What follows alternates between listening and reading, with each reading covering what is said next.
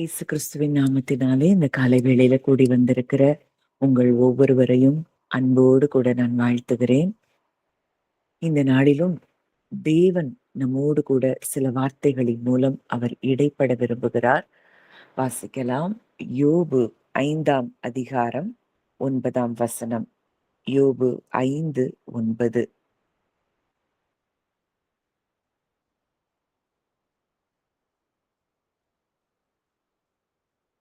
ஆராய்ந்து முடியாத பெரிய காரியங்களையும் எண்ணி முடியாத அதிசயங்களையும் அவர் செய்கிறார். ஆராய்ந்து முடியாத பெரிய காரியங்களையும் எண்ணி முடியாத அதிசயங்களையும் அவர் செய்கிறார். இதே தமிழ் வெர்ஷன், இன்னொரு வெர்ஷன் இப்படியா இருக்கு. தேவன் செய்கிற அற்புதமான காரியங்களை ஜனங்கள் புரிந்து கொள்ள முடியாது. தேவன் செய்கிற அதிசயங்களுக்கு முடிவே இல்லை. கேத்தலிக் பைபிள்ல இப்படி இருக்கு. ஆராய முடியா பெரியனவற்றையும் எண்ணில் அடங்கா வியக்கத்தக்கனவற்றையும் செய்பவர் அவரே. ஆராய்ந்து முடியாத பெரிய காரியங்கள், எண்ணி முடியாத அதிசயங்களை செய்கிற தேவன்தான் நம்முடைய தேவன். இந்த நாளிலும் நமக்காக இந்த வார்த்தையை அவர் தருகிறார் என்றால், நம் ஒவ்வொருவருடைய வாழ்க்கையிலும் நம்ம ஆராய்ந்தே பார்க்க முடியாத பெரிய காரியங்கள், நம்ம மூளைக்கு எட்டாதது, ஹியூமன் பிரெயினுக்கு எட்டாத காரியங்களை அவர் செய்ய வல்லவராயிருக்கிறார். ஆராய்ந்து முடியாத பெரிய காரியங்கள், எண்ணி முடியாத அதிசயங்கள். இந்த வார்த்தை யோபுல சொல்லப்பட்டிருக்கு. யோபுடைய வாழ்க்கையில எல்லாமே அவனுடைய வாழ்க்கையை புரட்டி போட்டதை போல மாறி போனது. எல்லாத்தையும் இழந்து நடு தெருவுல வந்து நிற்கக்கூடிய ஒரு நிலை. மனைவியே நீ தேவனை தூஷித்து ஜீவனை விடும் என்று சொன்ன நிலையில் யோபுடைய வாழ்க்கையில ஒரு பெரிய ரெஸ்டோரேஷனை கொடுப்பதற்கு தேவனால் முடியும் என்றால், இன்றைக்கு நம்முடைய வாழ்க்கையில் அவரால் எதை செய்ய முடியாது? இழந்த எல்லாவற்றிற்கும் பதிலாக அவர் இரட்டிப்பாக அங்கு யோபுக்கு எல்லாவற்றையும் கொடுத்து அவர் ஆசீர்வதித்திருந்தார் என்றால், இன்றைக்கும் நீங்க எதை இழந்திருக்கிறீங்க? எந்த காரியத்தை குறித்து கலங்கி கொண்டிருக்கிறீங்க? எல்லா சூழ்நிலைகளிலும் நீங்கள் ஆராய்ந்து முடியாத காரியங்களை, நீங்க எண்ணி பார்க்க முடியாத அதிசயங்களை அவர் செய்ய வல்லமையுள்ளவராயிருக்கிறார். நம்ம வேலை அவரை சார்ந்து கொள்ளுவது மாத்திரமே. ஒருவேளை சூழ்நிலை மாறாம இருக்கலாம், உங்கள் ஜெபங்கள் கேட்கப்படாததைப் போல உங்களுக்கு தெரியலாம். ஆனாலும் மறைவில் அவர் கிரியை செய்து கொண்டுதான் இருக்கிறார். யோசேப்புடைய வாழ்க்கையில தரிசனத்துக்கும் வாழ்க்கைக்கும் எந்த சம்பந்தமுமே இல்லாதது போலதான் இருந்தது. ஆனா மறைவில் தேவன் யோசேப்பினுடைய வாழ்க்கையில் கிரியை செய்து கொண்டுதான் இருந்தார். நம்ம நினைக்கிறது கொஞ்சம், ஆனா நம்மை குறித்து அவருடைய எண்ணம் ஏராளம், அவைகள் பெரியவைகளாய் இருக்கின்றன. அதனால இன்னைக்கும் எந்த காரியத்தை குறித்து நீங்க சோர்ந்து போயிருக்கிறீங்களா, அந்த காரியத்துல நீங்க ஆராய்ந்து பார்க்க முடியாத அளவுக்கு அவர் ஒரு அதிசயத்தை செய்கிறார். அவர்தான் நம்முடைய தேவன், நம்முடைய தகப்பன். வேதத்துல எத்தனையோ வசனங்கள் அவர் எப்படி அற்புதங்களை செய்கிறார் அப்படின்னு சொல்லிலாம் பார்க்கிறோம். வாசிக்கலாம். சங்கீதம் 40:5. சங்கீதம் 40ஆம். என் தேவனாகிய கர்த்தாவே, நீர் எங்கள் நிமித்தம் செய்த உம்முடைய அதிசயங்களும் உம்முடைய யோசனைகளும் அநேகமாயிருக்கிறது. ஒருவரும் அவைகளை உமக்கு உயர்த்தி சொல்ல முடியாது. நான் அவைகளை சொல்லி அறிவிக்க வேண்டுமானால் அவைகள் எண்ணிக்கைக்கு மேலானவைகள்.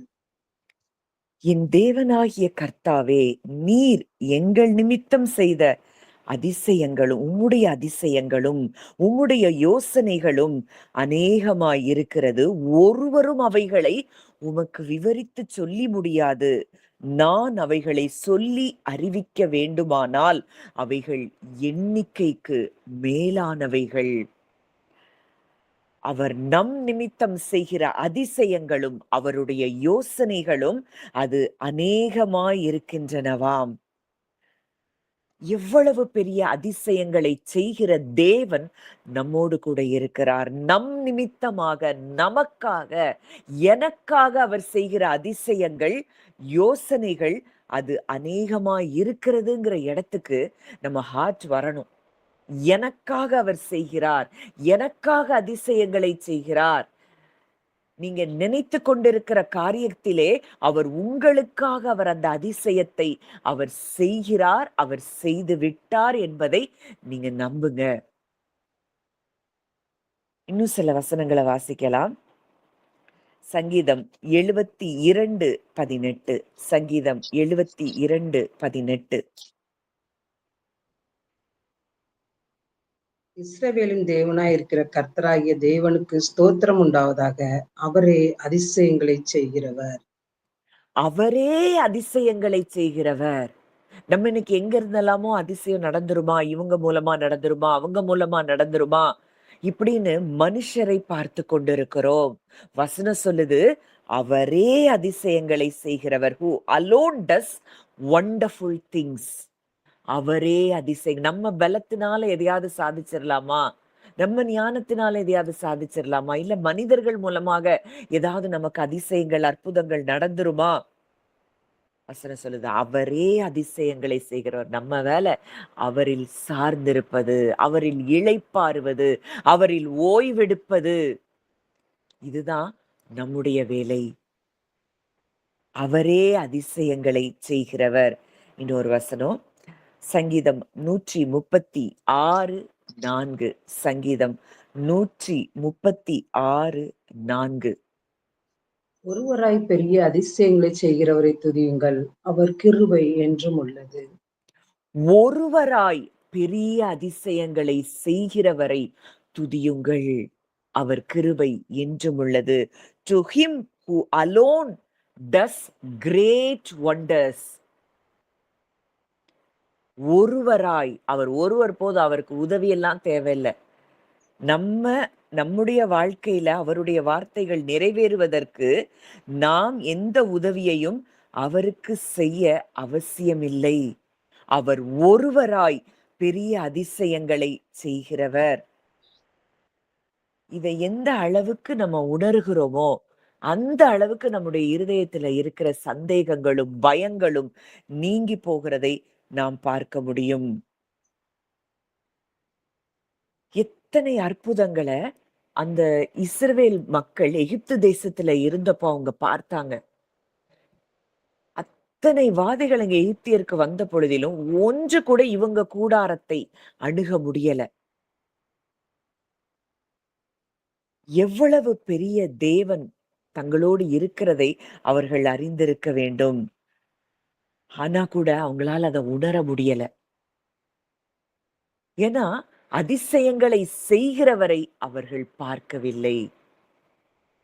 அந்த சூழ்நிலைகளை தான் பார்த்து அந்தந்த நேரத்துல அவங்களுக்கு ஒரு ஜெயம் கிடைக்குதா அதை பெருசா பார்த்துட்டு போனாங்களே தவிர அந்த அதிசயங்களை செய்கிறவரை அவர்கள் தியானித்திருந்தால் வனாந்திரத்துல அவர்களால முறுமுறுத்திருக்கவே முடியாது. எவ்வளவு பெரிய தேவன் எங்களோடு இருக்கிறார். அவங்க வனாந்திரத்துல அவங்க போட்ட பாத செருப்பு சின்னதாகல, அவங்க போட்ட ட்ரெஸ் பழசாகல. எவ்வளவு அதிசயங்கள் அவர்களுக்கு அனுதினமும் நடந்து கொண்டிருந்தது. பகல்ல மேகஸ்தம்பம், இரவில அக்னி ஸ்தம்பம், வானத்திலிருந்து மன்னா, இறைச்சி கேட்டா இறைச்சி. ஒரு குறைவும் இல்லாமல் தேவன் அவர்களை நடத்தினார். ஆனா கூட அவர்களுடைய எண்ணம் தேவன் மேல இல்ல. இன்றைக்கும் நம்முடைய எண்ணம் எங்க இருக்குது, எதன் மேல இருக்குது, யார் மேல இருக்குது? இன்னொரு வசனம் வாசிக்கலாம். யோபு 9:10. யோபு 9:10. ஆராய்ந்து முடியாத பெரிய காரியங்களையும் எண்ணி முடியாத அதிசயங்களையும் அவர் செய்கிறார். ஆராய்ந்து முடியாத பெரிய காரியங்களையும் எண்ணி முடியாத அதிசயங்களையும் அவர் செய்கிறார். He does great things past finding out. Yes, and wonders without number. எண்ணி முடியாத அதிசயங்கள். இதுவரைக்கும் நம்ம வாழ்க்கையில அப்படித்தான் அதிசயங்களை அவர் செய்து நம்மை நடத்தி கொண்டு வந்திருக்கிறார். இதை எத்தன பேர் நம்ம உணர்றோம்? இன்னைக்கு வரைக்கும் அவர் என் வாழ்க்கையில் நன்மைகளை செய்து கொண்டு வருகிறார் அப்படிங்கிறத நம்ம நம்புறோமா? உணர்றோமா?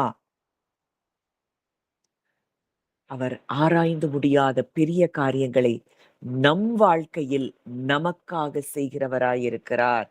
என் வாழ்க்கையில் எனக்காக செய்கிறார் அப்படிங்கிறத நீங்க அறிந்து கொள்ள வேண்டும்.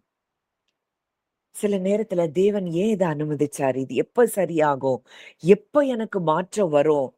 என் வாழ்க்கையில உண்மையாவே தேவன் செயல்படுறாரா? அப்படின்னுலாம் கேள்விகள் கேட்கிறோம். ஆனா, நமக்கு தெரியாத இடத்துல தேவன் ஏதோ செயல்படாமல் இருக்கிறார்ங்கிறது அர்த்தம் இல்லை. நம்முடைய வாழ்க்கையில் அவர் ஒவ்வொரு நொடி பொழுதும் நமக்காக செயல்பட்டு கொண்டுதான் இருக்கிறார். எப்பவுமே அவருடைய அதிசயம் நம்ம கண்ணுக்கு உடனடியாக தெரியாது. யோசேப்ப போல உடனடியா அவனுக்கு தரிசனத்தை கொடுத்தாரு. அந்த தரிசனத்துக்கு பிறகுதான் குழியின் அனுபவம், அடிமைத்தனம், பொய்யான ஒரு குற்றச்சாட்டு வருது, சிறையிருப்பு வருது. அதுக்கப்புறம் நேர அரண்மனைக்கு போகிறார். இது யாருமே நினைத்து பார்த்திராத ஒரு காரியம். யோசேப்பே நினைத்து பார்க்காத ஒரு காரியம்தான் இந்த உயர்வு. அவர் எவ்வளவு தூரம் ஒரு பார்வோனுடைய கனவுல அந்த அவர் பேசி அவர் செயல்பட்டு அந்த கனவுக்கு அர்த்தம் சொல்லும்படிக்கு அந்த தேசத்திலே யாரும் இல்லாத ஒரு நிலை. அப்பதான் அந்த பானபாத்திரக்காரனுக்கு யோசேப்பை குறித்த ஒரு நினைவு வருது. இது எல்லாம் தற்செயலா நடந்ததா நினைக்கிறோம்.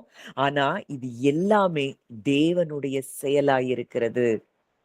ஒரு மொர்தெகாய தூக்கு மரத்துல போடணும்னு ஆமான் அந்த இரவுல குறி வைக்கிறான். ஆனா அதே இரவு ராஜாவுக்கு தூக்கம் வரல.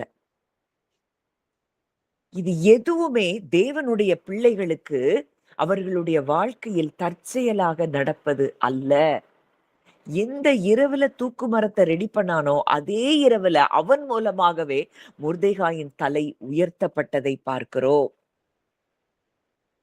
அவருடைய பிள்ளைகளுக்காக அவர் ஆராய்ந்து முடியாத காரியங்களை செய்கிறவர். இன்னைக்கு இது புரிஞ்சிருச்சுன்னா போதும், எதை பற்றியும் நம்ம பயப்பட மாட்டோம். இன்னைக்கு ஏன் பயம் வருதுன்னா, அவர் என் வாழ்க்கையில செயல்படுறாரா இல்லையா? என்னைய மறந்துட்டாரா? என் ஜெபத்தை கேட்கிறாரா? நான் பேசுறது அவர் காதுல விழுதா? இப்படியெல்லாம் நீங்க கேட்டுக்கொண்டிருக்கலாம். ஆனா ஆண்டவர் சொல்றாரு, நான் ஆராய்ந்து முடியாத பெரிய காரியங்களை உன் வாழ்க்கையில் செய்து கொண்டிருக்கிறேன்.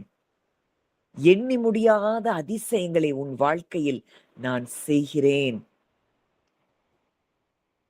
யோசேப்புக்கு அந்த சிறைதான் அவனுடைய வாழ்க்கைன்னு நினைச்சிருக்கலாம். ஆனா அவருடைய ஆராய்ந்து முடியாத அந்த அற்புதம், அதிசயம், அதிசயங்களை செய்கிறவர், ஒருவராய் பெரிய அதிசயங்களை செய்கிறவர், ஒரே நாள்ல சிறையிருப்பிலிருந்து அரண்மனைக்கு யோசேப்பு உயர்த்தப்பட்டிருப்பான் என்றால்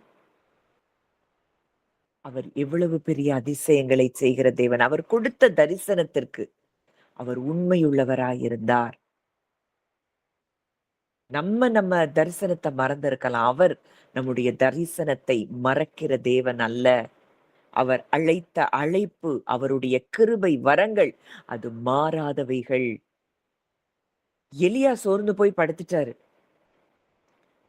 ஆனா பரலோகம் அவரை தட்டி எழுப்புது. நீ போக வேண்டிய தூரம் வெகு தூரம். அதுக்கு பிறகு எலியாவுடைய வாழ்க்கையில் நடைபெற்ற காரியங்கள் எல்லாம் நம்ம பார்க்கிறோம். யேசபேலுடைய வார்த்தைக்கு சோர்ந்து போய் அவர் ஒரு சூறைச் செடியின் கீழே படுத்திருந்த ஒரு அனுபவம் தான். ஆனா அங்கேயும் தேவன் அவரை போஷித்து பின்பு சாரிபாத் விதவையின் மூலம் போஷிக்கிறாரு. ஒவ்வொரு சூழ்நிலையிலும் தேவன் அங்க அவரை கைவிடாம ஆச்சரியமாய் ஆராய்ந்து முடியாத பெரிய காரியம் ஒரு காகம் அவருக்கு சாப்பாடு கொண்டு கொடுக்குதுங்கிறது எங்கேயாவது யோசிச்சு பார்க்க முடியுமா? அதுதான் நம்முடைய தேவன். யோசேப்பு சொல்றாரு, நீங்கள் எனக்கு தீமை செய்ய நினைத்தீர்கள், தேவனோ அதை நன்மையாக முடிய பண்ணினார். இன்னைக்கு உங்களுக்கு தீமையா இருக்கிற சூழ்நிலைகள் எல்லாம் நன்மையாக மாறுகிறதை நீங்கள் அறிந்து கொள்ளுங்கள். நம்முடைய வாழ்க்கையில அவர் எவ்வளவு பெரியவர், எவ்வளவு எண்ணி முடியாத அதிசயங்களை செய்கிறவர். நம்ம சொல்லலாம், என் வாழ்க்கை இவ்வளவுதான். ஆனா ஆண்டவர் சொல்றாரு, இனிமேதான் அவன் வாழ்க்கையின் ஆரம்பமே இருக்கிறது. அற்பமான ஆரம்பத்தின் நாளை யார் அசட்டை பண்ணலாம்? நீங்க ஒண்ண தொடங்க ஆரம்பிச்சிருக்கிறீங்க.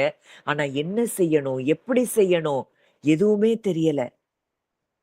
ஆனா ஆண்டவர் சொல்றாரு, ஆரம்பம் அற்பமானாலும் முடிவு சம்பூர்ணமாயிருக்கும். ஏன்னா, அதை செய்கிறவர் உங்களோடு கூட இருந்து அந்த காரியத்தை தொடங்கினவர், அதை முடிவு பரியந்தம் அதை நிறைவேற்ற அவர் வல்லமை உள்ளவராய் இருக்கிறார். நம்முடைய ஞானத்த, நம்முடைய பலன நம்ம சார்ந்து வாழல. இன்னைக்கு எல்லாமே குழப்பமா தெரியலாம்.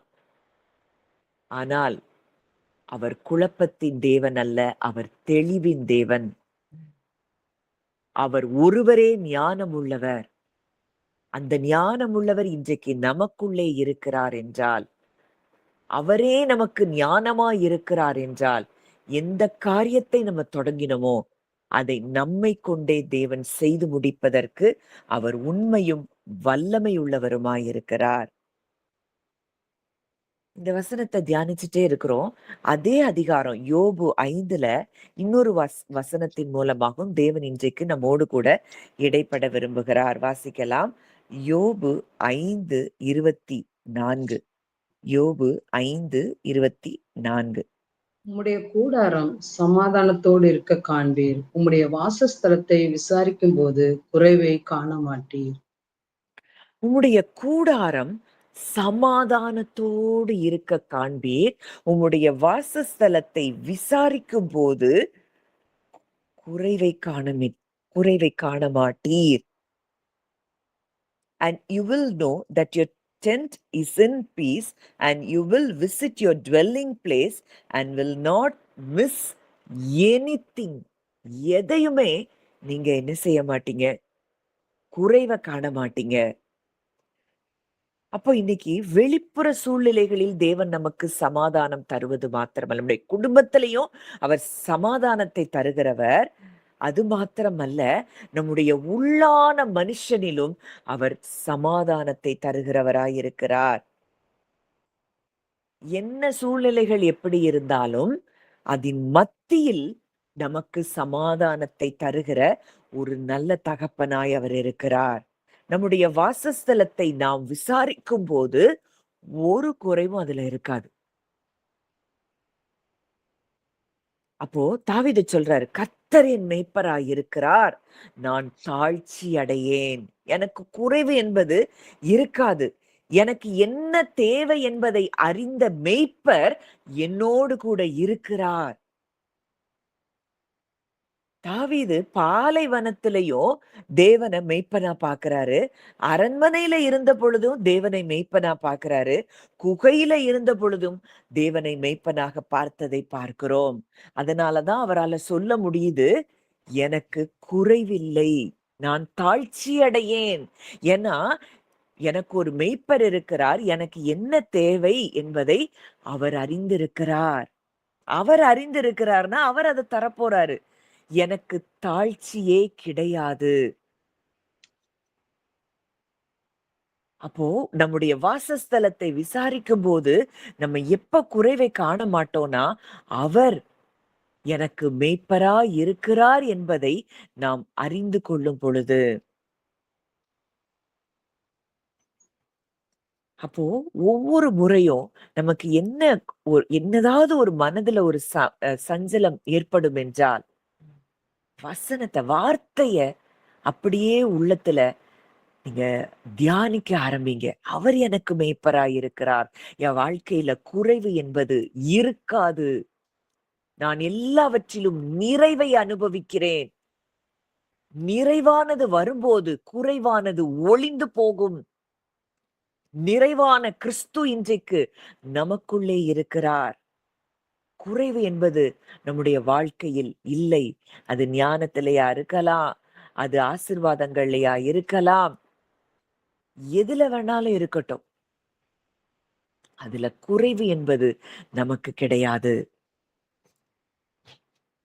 அவருக்குள்ள அந்த வார்த்தையை எவ்வளவு தூரம் நமக்கு உள்ள நம்ம கொண்டு போய் அவரை தியானிக்க தியானிக்க தியானிக்க நம்முடைய வாழ்க்கையில மறுரூபங்கள் நடப்பது நிச்சயம். அப்போ நம்ம ஒண்ணு நல்லா புரியணும். நம்முடைய கூடாரம் சமாதானத்தோடு இருக்க காண்பீர்கள் அப்படின்னா, நம்முடைய சமாதானம் அப்படின்னா அங்க ஃபுல்னஸ், அங்க புரொடெக்ஷன் இருக்கு, அங்க சுகம் இருக்கு, அங்க ஆசீர்வாதம் இருக்கு, அங்க செழிப்பு இருக்கு. எல்லாமே இந்த சமாதானம் என்கிற வார்த்தைக்குள்ள அடங்கி இருக்கு. ஷாலோம் அப்படிங்கிற வார்த்தைக்குள்ள அடங்கி இருக்கிறது. உம்முடைய கூடாரம் சமாதானத்தோடு இருக்க காண்பீர் அப்படின்னா, அந்த புரொட்டெக்ஷனும் நமக்கு மேல இருக்குதுங்கிறத நம்ம அறிந்து கொள்ளணும். பரலோக பாதுகாப்பு நமக்கும் நம் குடும்பத்தில் இருக்கிற ஒவ்வொருவருக்கும் இருக்கிறது. இஸ்ரவேலை காக்கிறவர் உறங்குவதும் இல்லை, தூங்குகிறதும் இல்லை. வசனம் இருக்கு. ஆனா இத அறிஞ்சு உணர்றோமா? அவர் என் கூட இருக்கிறாரு. அவர் என்னை காக்கிறார். அவர் காக்கும் பொழுது அந்நிய கிரியைகள் ஏதாவது நம்ம எல்லைக்குள்ள வர முடியுமா? ஆனா இன்னைக்கும் எத்தனையோ தவறான போதனைகளை கேட்கிறோம். அவங்க உனக்கு இது விரோதமா செஞ்சுட்டாங்க, இவங்க விரோதமா செஞ்சுட்டாங்க. எப்படி? இஸ்ரவேலை காக்கிறவர், என்னை காக்கிறவர் தூங்குவதும் இல்லை, உறங்குவதும் இல்லைன்னா எந்த கிரியை நம்மள டச் பண்ண முடியும்? நம்ம தூங்கும் போதும் அவர் விழித்திருக்கிறார். நம்ம அவரை அறியாத பொழுதும் அவர் நம்மை அறிந்திருக்கிறார். நம்ம ஒரு காரியம் என்ன நடக்குதுன்னே தெரியல, நம்ம பார்க்க முடியல. அந்த சூழ்நிலைகளிலும் அவர் நமக்காக செயல்பட்டு கொண்டிருக்கிறார். தேவனுடைய வழிகள் ஆராயப்பட முடியாதவைகள். நமக்கு நம்ம பாதை என்ன, வழி என்ன தெரியாது. ஆனா நம்முடைய வழியை அவர் அறிந்திருக்கிறார். அப்போ இன்னைக்கு உங்க இருதயத்துல, உங்க ஆழ் மனதுல பதிக்க வேண்டிய ஒரு காரியம், என் தேவன் என்னால் புரிந்து கொள்ள முடியாத பெரிய காரியங்களை அவர் செய்கிறார். நான் பார்க்காத இடத்திலும் அவர் எனக்காக செயல்பட்டு கொண்டிருக்கிறார். என் வாழ்க்கையின் மேல அவருடைய கண்கள் இருக்கின்றன. நேற்று நம்ம தியானித்தோம். தம்மை பற்றி உத்தம இருதயத்தோடு இருக்கிறவர்களுக்கு தம்முடைய வல்லமையை விளங்க பண்ணும்படி பூமி எங்கும் அவருடைய கண்கள் உலாவிக் கொண்டிருக்கின்றன. இன்றைக்கு நம்முடைய இருதயம் உத்தம இருதயமாய், சூழ்நிலைகளுக்கு மத்தியில் தேவனை மாத்திரம் பெரிதாக பார்க்கிற இருதயமாய் இருக்கிறதா? அவருடைய கண்கள் நம்ம மேல நோக்கமாய் இருக்கின்றன. அவர் என்னுடைய வாழ்க்கையில் தன்னுடைய வல்லமையை வெளிப்படுத்துகிறார் என்கிற நம்பிக்கை இருக்குதா? அவரோட வசனம் சொல்லுது, உன்னுடைய கூடாரம் சமாதானத்தோடு இருக்கும். என் வீட்டிலையும் என் இருதயத்திலையும் அவருடைய சமாதானம் இருக்கிறது. எனக்கு எதிரா சில காரியங்கள் தீமையா இருக்கலாம். ஆனா என் தேவனோ அதையும் நன்மையாக மாற்றிக் கொண்டிருக்கிறார் அப்படின்னு நீங்க எப்போ உணர ஆரம்பிக்கிறீங்களோ, அற்புதமாய் அந்த காரியங்களில் உங்க வாழ்க்கையில் தேவனுடைய வல்லமை செயல்படுகிறதை நீங்கள் பார்க்க முடியும். ஏன்னா ஒருவராய் பெரிய அதிசயங்களை செய்கிறவர் அவர். அவரே அதிசயங்களை செய்கிறவர்.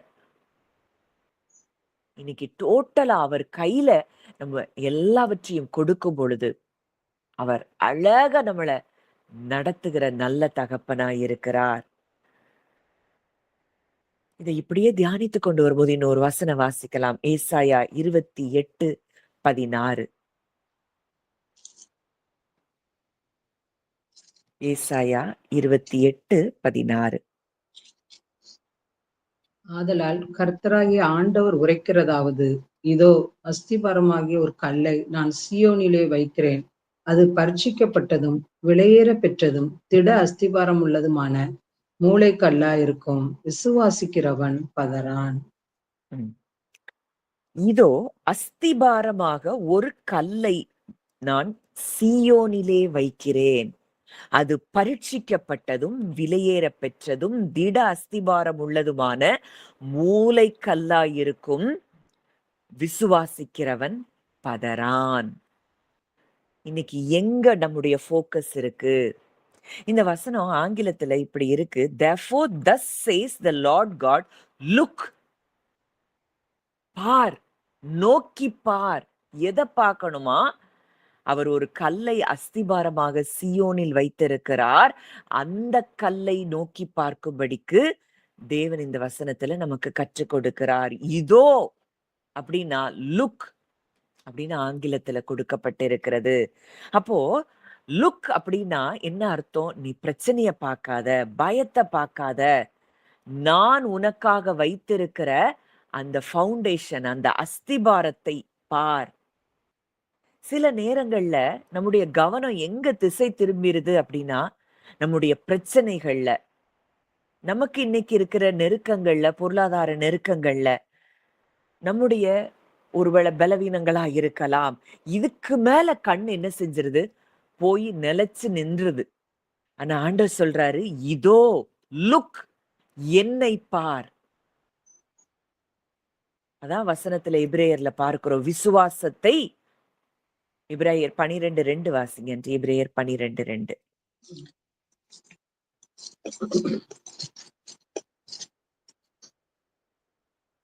அவர் தமக்கு முன் வைத்திருந்த சந்தோஷத்தின் பொருட்டு அவமானத்தை எண்ணாமல் சிலுவையை சகித்து தேவனுடைய சிங்காசனத்தின் வலது பார்சத்தில் வீற்றிருக்கிறார். முதல் வசனம் வாசிங்க. ஆகையால் மேகம் போன்ற இத்தனை திரளான சாட்சிகள் நம்மை சூழ்ந்து கொண்டிருக்க, பாரமான யாவற்றையும் நம்மை சுற்றி நெருங்கி நிற்கிற பாவத்தையும் தள்ளிவிட்டு விசுவாசத்தை துவக்குகிறவரும் முடிக்கிறவருமான இயேசுவை நோக்கி நமக்கு நியமித்திருக்கிற ஓட்டத்தில் பொறுமையோட ஓட கடவுள்.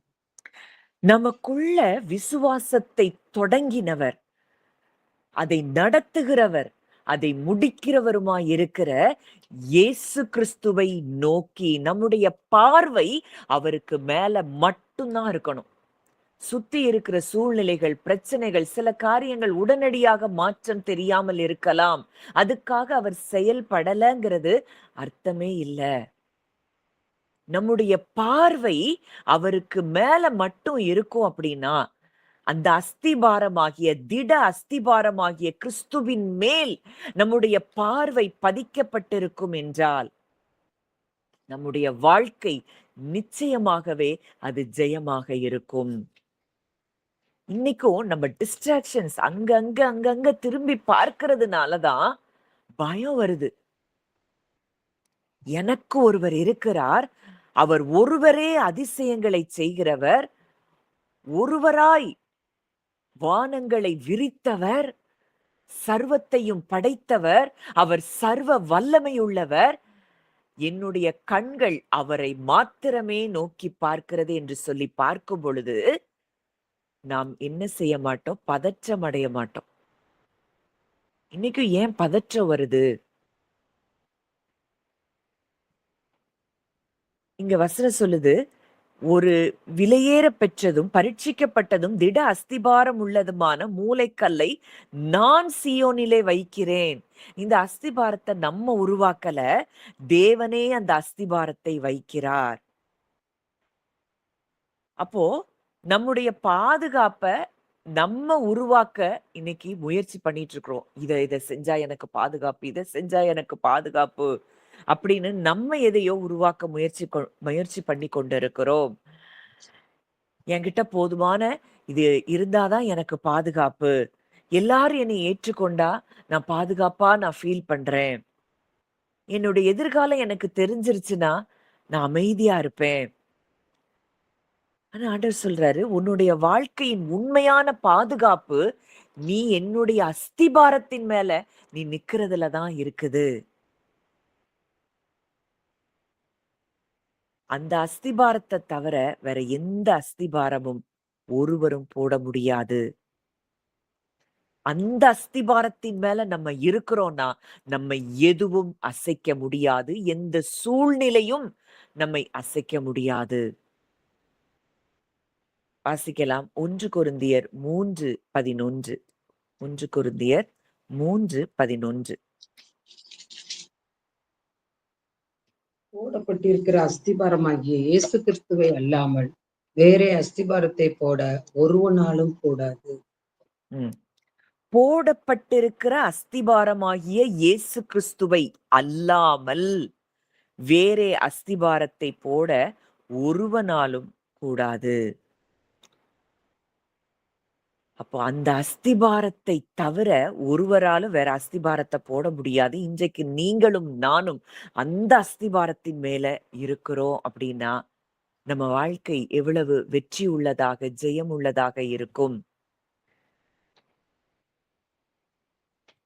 உலகமே அசைந்தாலும் அவருக்கு மேல கட்டப்பட்ட வாழ்க்கை அது ஒரு காலும் அசையாது.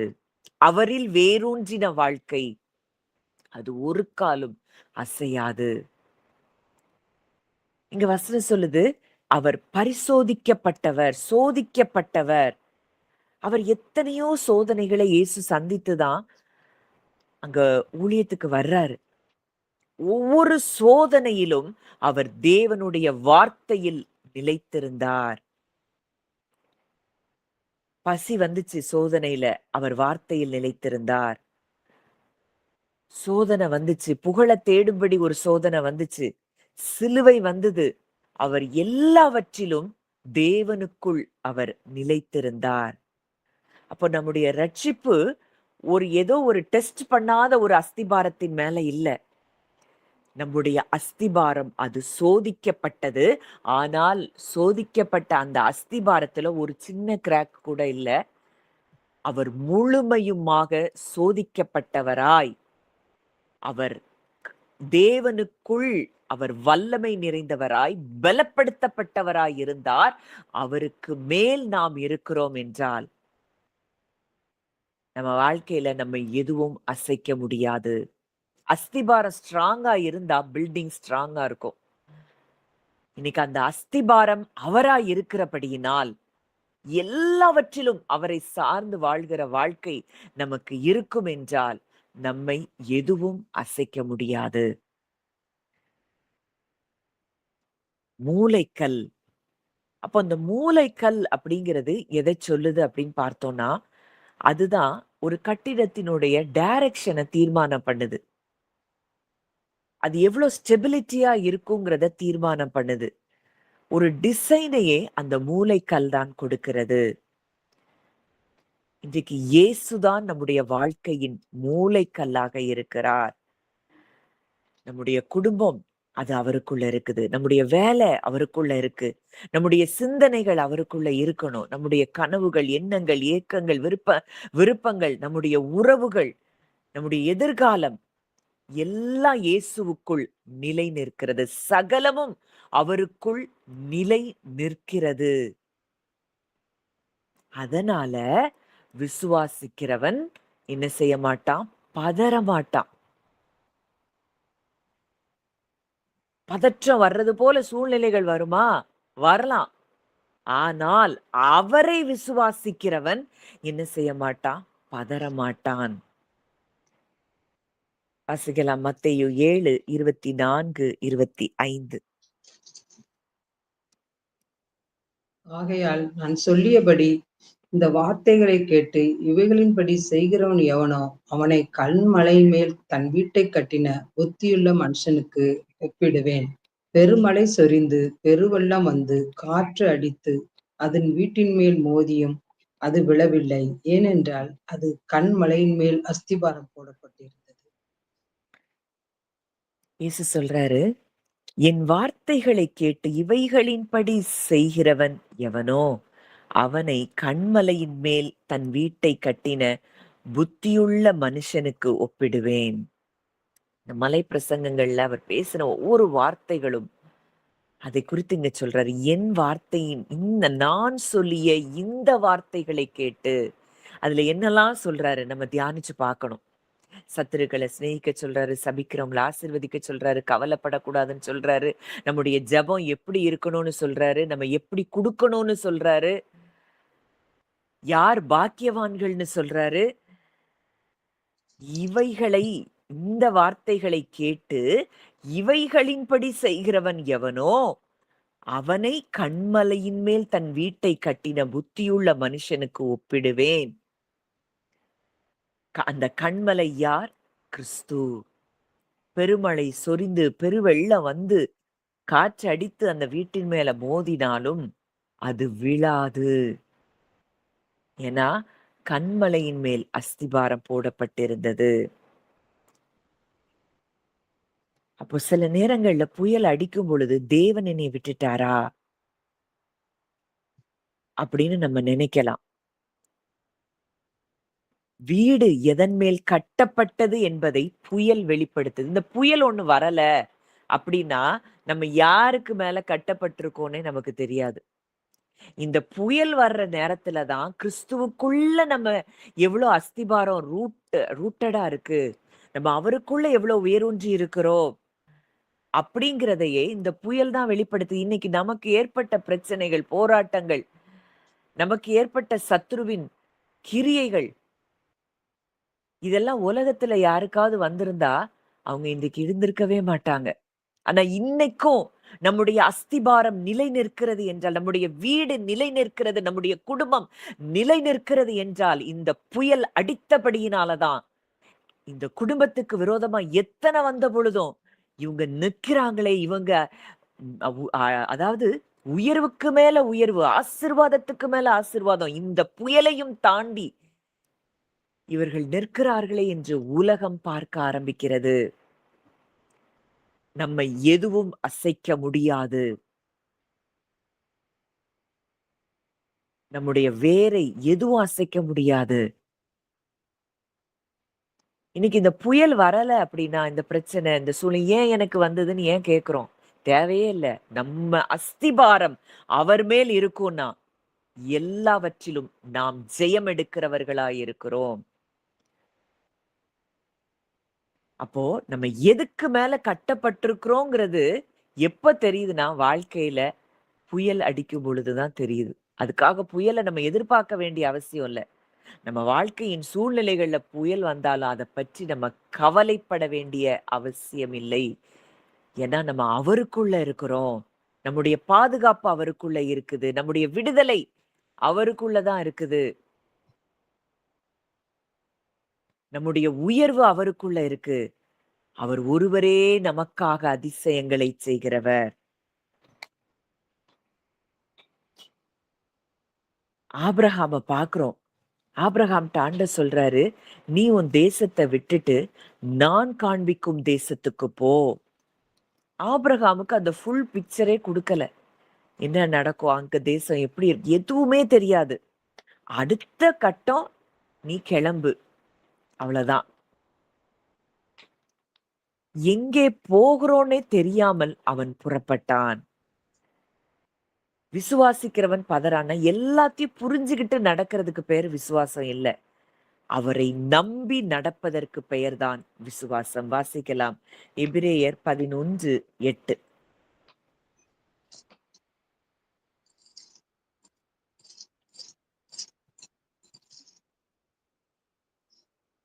எபிரேயர் 11. விசுவாசத்தினாலே ஆபிரகாம் தாம் சுதந்திரமாய் பெறப்போகிற இடத்திற்கு போகும்படி அழைக்கப்பட்ட போது கீழ்ப்படிந்து தான் போகும் இடம் இன்னதென்று அறியாமல் புறப்பட்டு போனான்.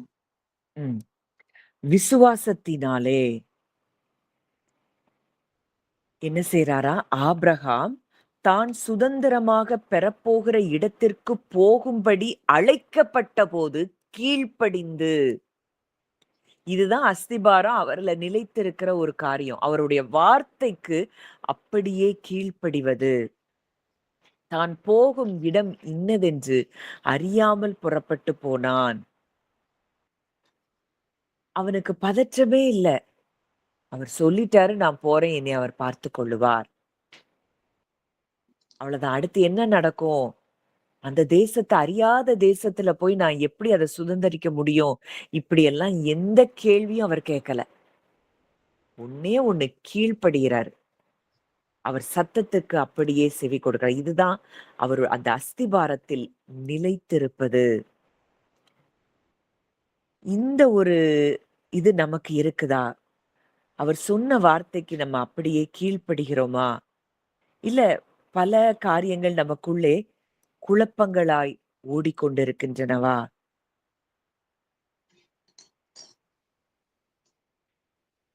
உன் தேசத்த, உன் இனத்த, உன் தகப்பன் வீட்ட விட்டு நீ புறப்படுன்னு சொன்ன மாத்திரத்துல அவர் கீழ்ப்படுகிறார்.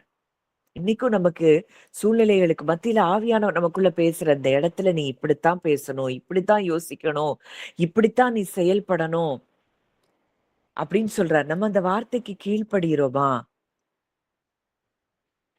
அந்த வார்த்தைக்கு கீழ்ப்படியாதனால சில பிரச்சனைகளை மறுபடியும் நம்ம சந்திக்கிறோம். ஆனா ஏன் தேவன் என் வாழ்க்கையில இதை செய்யறாருன்னு சொல்றோம். அவர் சொன்னா அந்த சொன்ன வார்த்தைக்கு நாம் அப்படியே கீழ்ப்படிந்து நடக்க வேண்டியது அவசியமா இருக்கிறது. தாவீது கோலியாத்த பார்த்தப்போ மற்றவங்க பயந்தாங்க. ஆனா தாவீது எதை சொல்றான்? இந்த பெரிய பிரச்சனைய நான் எப்படி சமாளிப்பேன்னு சொல்லல. ஏன்னா அவனுடைய அஸ்திபாரம் தேவன் மேல இருந்தது. நானும் வாசிக்கலாம் 1 சாமுவேல் 17:45. அதற்கு தாவீது பெலிஸ்தனை நோக்கி, நீ பட்டயத்தோடும் ஈட்டியோடும் கேடகத்தோடும் என்னிடத்தில் வருகிறாய். நானோ நீ நிந்தித்த இஸ்ரவேலுடைய இராணுவங்களின் தேவனாகிய சேனைகளுடைய கர்த்தரின் நாமத்திலே உன்னிடத்தில் வருகிறேன். எனக்கு ஒரு நாமம் இருக்கு. அந்த நாமத்தை கொண்டு நான் வருகிறேன். அவருக்கு மேல நான் இருக்கிறேன். அந்த அஸ்திபாரத்துக்கு மேல நான் இருக்கிறேன். என் கூட சேனைகளுடைய தேவன், அவருடைய நாமம், அந்த நாமம் வல்லமையுள்ள நாமம். அந்த நாமத்தினால உன்கிட்ட வர்றேன். தாவீது இங்க தன்னுடைய வல்லமையில, தன்னுடைய பவர் ஸ்ட்ரென்த்ல போகல. அவன் தேவனுடைய வல்லமையின் மேல் நின்று அங்க கோலியாத்தை எதிர்க்கிறான்.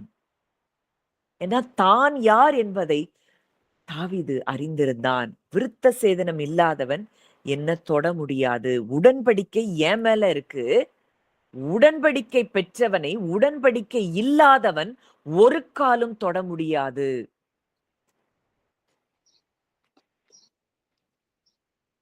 அப்போ பழைய ஏற்பாட்டின் காலத்துல அந்த உடன்படிக்கைக்கு அவ்வளோ பவர் இருக்கும்னா, இன்னைக்கு புதிய ஏற்பாட்டுல கிறிஸ்துவின் இரத்தத்தின் மூலமாய் நம்மோடு கூட தேவன் உடன்படிக்கை செய்திருக்கிறார் என்றால்,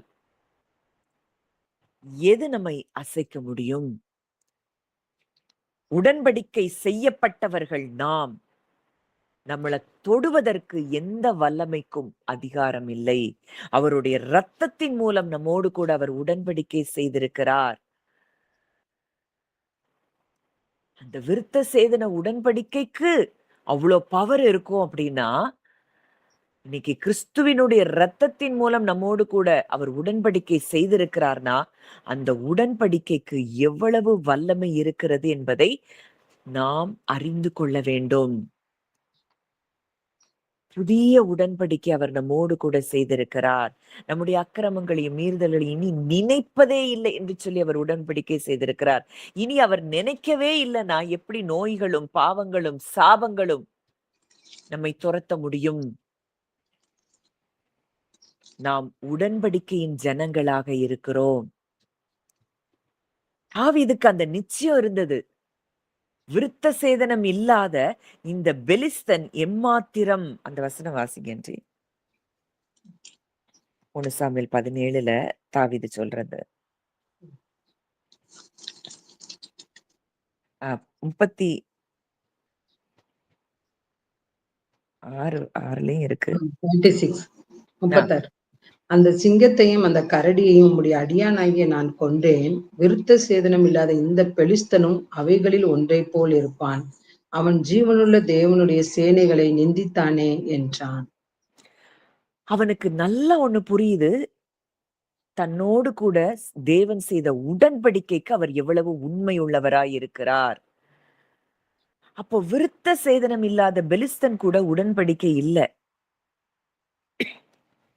ஒரு முறை சிங்கம் வந்தது, ஒரு முறை கரடி வந்தது. என் மேல உடன்படிக்கை இருந்தபடியினால அவைகளை நான் கொன்றேன். இப்போ இந்த கோலியாத்தும் அவைகளில் ஒன்றைப் போல் இருப்பான். அவன் ஜீவனுள்ள தேவனுடைய சேனைகளை நிந்தித்தானே. நம்ம எல்லாரும் விருத்த சேதனம் பெற்ற சந்ததிகள். அவன் நிந்திக்கிறதற்கு இடம் இல்லை என்பதை தாவீது அங்க சொல்றத பார்க்கிறோம். இப்ப இன்றைக்கு நம்ம என்ன நினைவுல இருக்கிறோம்? நமக்கு மேல தேவன் என்ன உடன்படிக்கை செய்திருக்கிறார் என்கிறதை நாம் அறிந்திருக்கிறோமா? அந்த உடன்படிக்கைக்கு அவர் உண்மையுள்ளவரா இருக்கிறார், அவ்வளவுதான். அதுக்கு மேல எதையுமே நம்ம யோசிக்க வேண்டிய இடத்தில் இல்லை. வசனம் சொல்லுது, அவரை விசுவாசிக்கிறவன் எவனோ அவன் வெட்கப்படுவதில்லை. இங்க தாவீது எந்த சூழ்நிலையிலயாவது அவர் வெட்கப்பட்டு போனதா இருக்குதா? எதிரா வந்தது, புயல் அடிச்சது, காற்றடிச்சது, ஓட்டம் வந்தது. ஆனாலும் கூட தேவன் அவர் தலையை உயர்த்தினதை பார்க்கிறோம். யோசேப்பின் தலையை உயர்த்தினதை பார்க்கிறோம். மனுஷங்க இன்னைக்கு உங்கள்ட்ட கேட்கலாம், இன்னுமா நீ காத்திருக்கிற? சூழ்நிலை சொல்லலாம், எதுவுமே மாறலன்னு சொல்லலாம். ஆனா விசுவாசம் என்ன சொல்லும் அப்படின்னா, என்னுடைய அஸ்திபாரம் அது மாறாத அஸ்திபாரமா இருக்கிறது. நம்முடைய வாழ்க்கை மணலின் மேல கட்டப்படல. மணல் மேல கட்டப்பட்டிருக்கிற வீடு அப்படின்னா எதை சொல்லலாம்? அது ஃபுல்லா எமோஷன்ஸையும், ஃபீலிங்ஸையும் தான் நம்பிட்டு இருக்கும். சூழ்நிலைகள தான் பார்க்கும். அதுதான் மணல் மேல கட்டப்பட்ட வீடு. உன் உணர்வுகள நம்பு. ஃப்ளஷ்ல நீ திங்க் பண்ணு. ஆனா வேதம் சொல்லுது, கர்த்தரை நம்பு. உலகம் சூழ்நிலைய பார்க்க சொல்லுது. விசுவாசம் இயேசுவை பார்க்க சொல்லுகிறது. உலகம் நம்முடைய பெலன பார்க்க சொல்லுது. உனக்கு இவ்வளவுதான். இதுக்கு மேல உன்னால முடியாது. இவ்வளவுதான் உன் ஞானம். ஆனா விசுவாசம் சொல்லுது, அவரிலும் அவருடைய சத்துவத்தின் வல்லமையிலும் பலப்படுங்கள். அப்போ நம்முடைய வாழ்க்கையின் அஸ்திபாரம் இன்னைக்கு நம்முடைய உணர்வுகள் அல்ல, சூழ்நிலைகள் அல்ல, மனிதர்களுடைய வார்த்தைகளும் அல்ல. நம்முடைய அஸ்திபாரம் அது இயேசு கிறிஸ்து மாத்திரமே. அதனாலதான் சூழ்நிலைகள் மாறினாலும் நம்ம சொல்ல முடியும், என் அஸ்திபாரம் மாறவில்லை. சியோனிலே வைக்கப்பட்ட அந்த அஸ்திபாரம் அது திட அஸ்திபாரம். அந்த அஸ்திபாரத்தை அசைக்க இந்த உலகத்தில் யாராலும் முடியாது.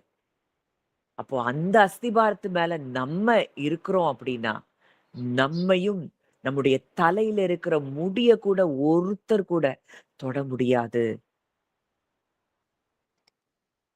அப்போ நீங்க இன்னைக்கு சொல்ல வேண்டிய ஒரு காரியம், அப்பா நீர் என் அஸ்திபாரமாய் இருக்கிறீர்.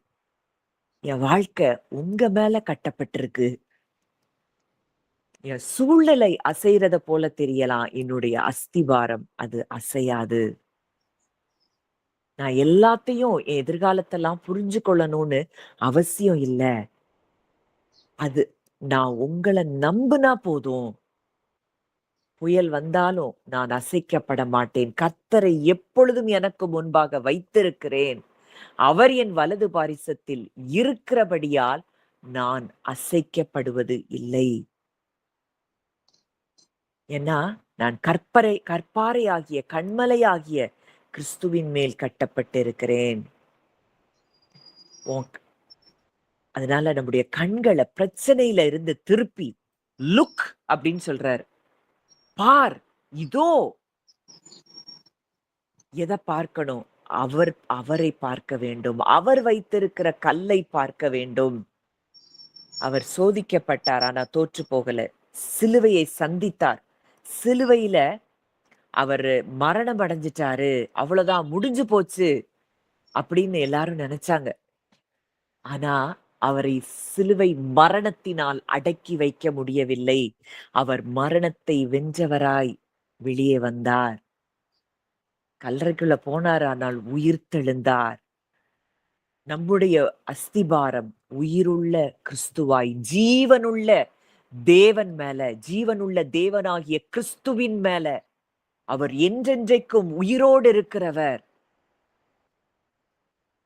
அவருக்கு மேல நம்ம அஸ்திபாரம் கட்டப்பட்டிருக்கிறது, அஸ்திபாரம் போடப்பட்டிருக்கிறது. அவர்தான் நமக்கு அஸ்திபாரமா இருக்கிறார். அந்த அஸ்திபாரத்தின் மேல நம்ம இருக்கிறோம். அவரே மூலைக்கல்லாக இருக்கிறார். இன்னைக்கும் எத்தனை பேர் எதிர்காலத்தை குறித்து கவலை, கடந்த காலத்தை குறித்து பயம், கவலை, இதுல இருக்கிறீங்க. இன்றைக்கு உங்களுடைய அஸ்திபாரம் அவர் மேல் போடப்பட்டிருக்கிறதை நீங்கள் அறிந்து கொள்ள வேண்டும். அதன் மேல் விசுவாசமாய் இருக்கிறவன் வெட்கப்பட்டு போவதில்லை. விசுவாசிக்கிறவன் பதறான். அவனுக்கு பதற்றமே இருக்காது.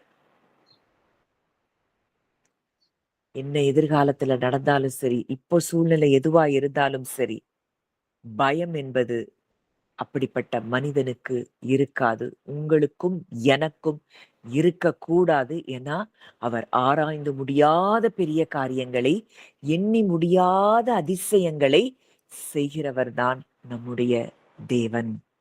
அவர் நம்முடைய கூடாரத்தை சமாதானத்தோடு இருக்க வைக்கிறார். நம்ம பார்க்க போகிறோம். நம்முடைய வாசஸ்தலத்தை விசாரிக்கும் போது ஒரு குறைவும் இருக்காது. இன்றைக்கு நம்மேல் ஒரு ஒரு பயங்கரமான, ஒரு பவர்ஃபுல்லான கவனன்ட் நம்ம மேல இருக்கு. நம்மோடு கூட அவர் உடன்படிக்கை செய்திருக்கிறார். உடன்படிக்கையின் ஜனங்களை தொடுவதற்கு எந்த வல்லமைக்கும் அதிகாரம் இல்லை. இதை நம்ம புரிஞ்சு கொண்டா போதும், நம்முடைய வாழ்க்கை அனுதினமும் வெற்றியின் வாழ்க்கையாக இருக்கும். நம்ம ஜெபிக்கலாம். நல்ல தகப்பனே, நன்றியோடு உம்மை துதிக்கிறோம், ஸ்தோத்தரிக்கிறோம் அப்பா. இந்த நல்ல நாளின் காலை வேளையில கூட கிருபையாய், ஈவாய் நீர் எங்களோடு பேசின உடைய வார்த்தைகளுக்காக நாங்கள் நன்றி செலுத்துகிறோம்.